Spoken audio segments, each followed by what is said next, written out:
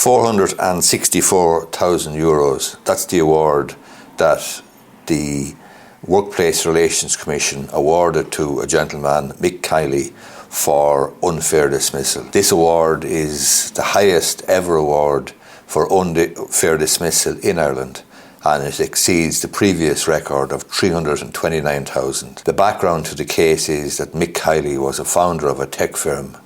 The tech firm admitted unfairly dismissing him, and they have been ordered to pay €464,000. That's made up of €440,000 for a loss of earnings. He was out of work for 17 months or thereabouts, and part of the reason for that, according to the WRC adjudicator, was that he had a non-compete clause in his contract and therefore couldn't mitigate his loss. So €440,000 for loss of earnings and €24,000 for notice pay. He was one of the founders of this business. He was a musician, a composer and an entrepreneur. His name is Mick Kiley. He was ousted as the chief executive in 2021. He had a salary of $340,000 a year, and he founded this firm in 2013. He was able to claim virtually all of his 17 months period of unemployment after the WRC decided that he could not be reasonably expected to mitigate his loss when he was subject to a non-compete clause in his contract of employment. The WRC found that Mr. Kiley had shown considerable effort and tenacity by re-establishing himself in business in just 17 months. This is the highest ever award. It surpasses, as I say, a previous award of $329,000 for a dismissed sales executive.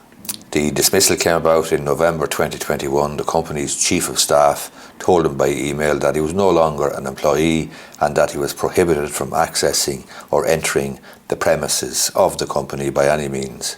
Please understand, he said, it would be considered trespassing if you do so, and we will not treat such an unlawful act mildly, etc., etc. So Mr. Kiley said he had been locked out of the company's premises by the following day, with all access to company systems and emails blocked since that point.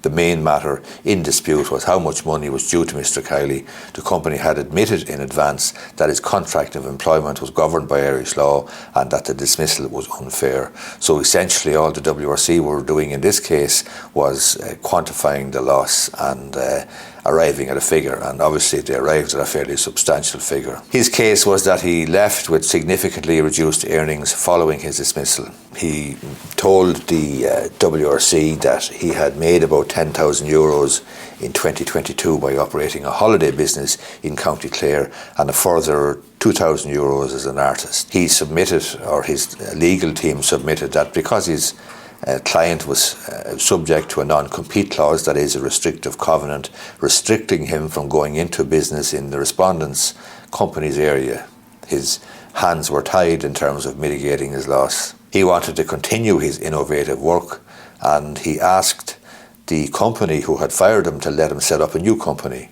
but this was refused. The company denied this. So it was submitted that he was down $478,000 as a result of the dismissal.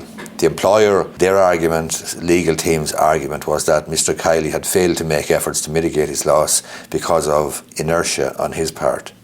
The WRC noted submissions from counsel for the employer, Mary Paula Guinness, that there were areas of the music and technology fields where Mr. Kiley could have worked that were not restricted by the non-compete clause, and that the complainant could have looked outside his area of interest. In other words, he could have got a job in McDonald's or Burger King or wherever. The company's view was that the hospitality business established by Mr. Kiley was a substantial one and could have been run successfully.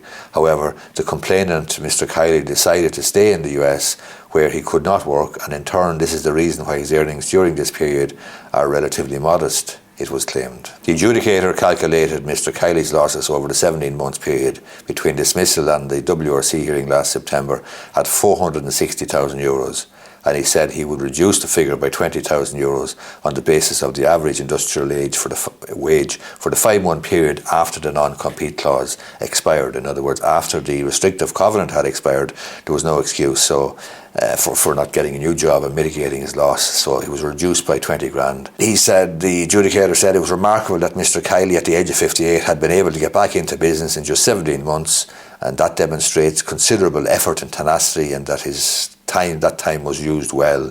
He awarded a further award of 24,000 for 4 weeks notice pay, to which he was entitled for a breach of the Minimum Notice in Terms of Employment Act 1973, bringing the total sum to €464,000.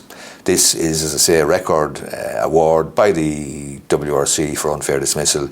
It equates to 17 months' salary in this case. Hope you find the video useful. I hope you find it instructive, and if you're an employer, you need to be careful. You need to be careful because the WRC can award up to 2 years' salary for unfair dismissal pursuant to the Unfair Dismissals Act 1977.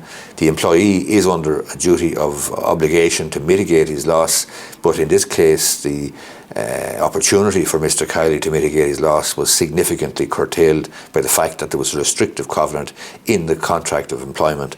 And paradoxically, this is where the contract of employment written in favour of the company, the employer, actually backfired, because once they fired him, then the contract came back to bite them, because Mr. Kiley had an excuse basically, or had a good reason, quite frankly, to not restrict or not to mitigate his loss, because he would have been in breach of the contract of employment if he did so.